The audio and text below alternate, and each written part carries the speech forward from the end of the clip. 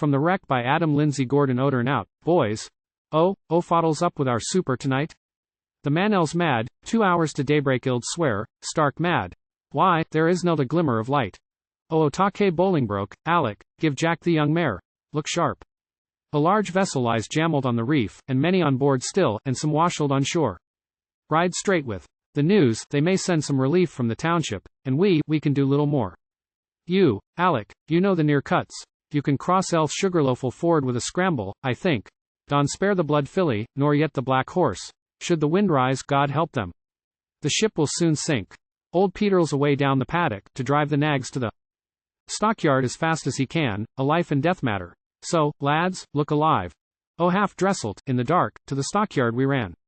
There was bridling with hurry, and saddling with haste, confusion and cursing for lack of a moon. Quick with these buckles, we've no time to waste.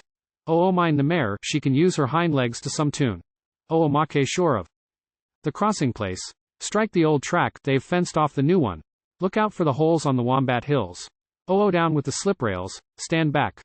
And ride, boys, the pair of you, ride for your souls.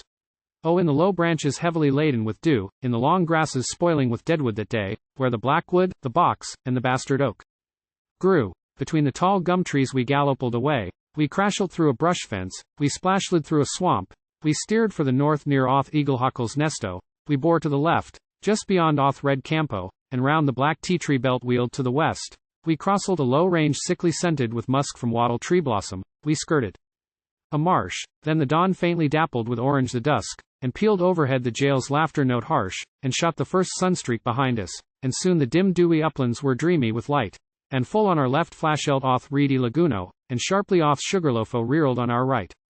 A smothered curse broke through the bushman's brown beard, he turned in his saddle, his brick-colored cheek flushed feebly with sundawn, said, just what I feared. Last fortnight's late rainfall has flooded the creek. Black Bolingbroke snorted, and stood on the brink one instant, then deep in the dark sluggish swirl plunged headlong.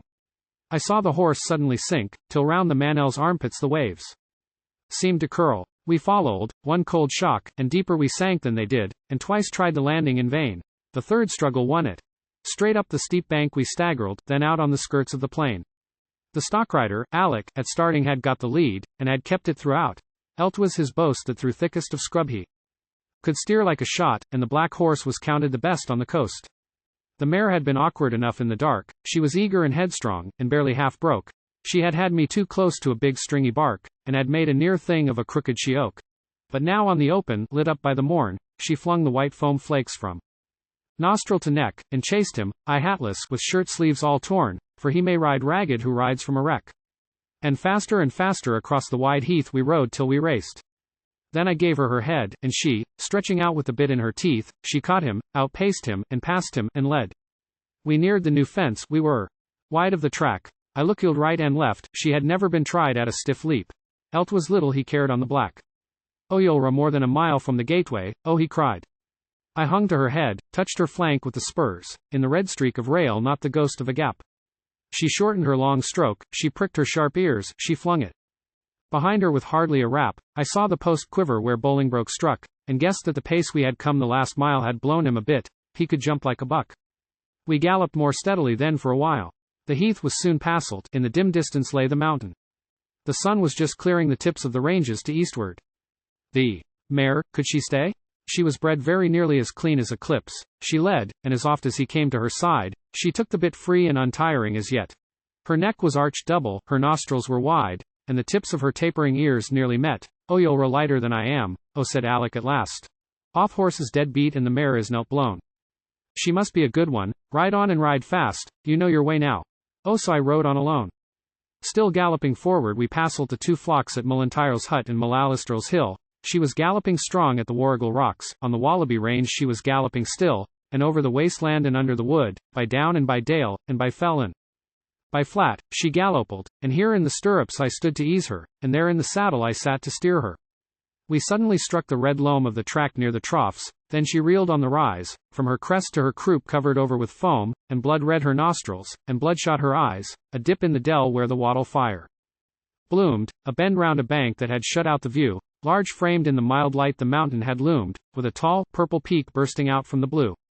I pulled her together, I pressled her, and she shot down the decline to the campanel's yard, and on by the paddocks, yet under my knee I could feel her heart thumping the saddle flaps hard.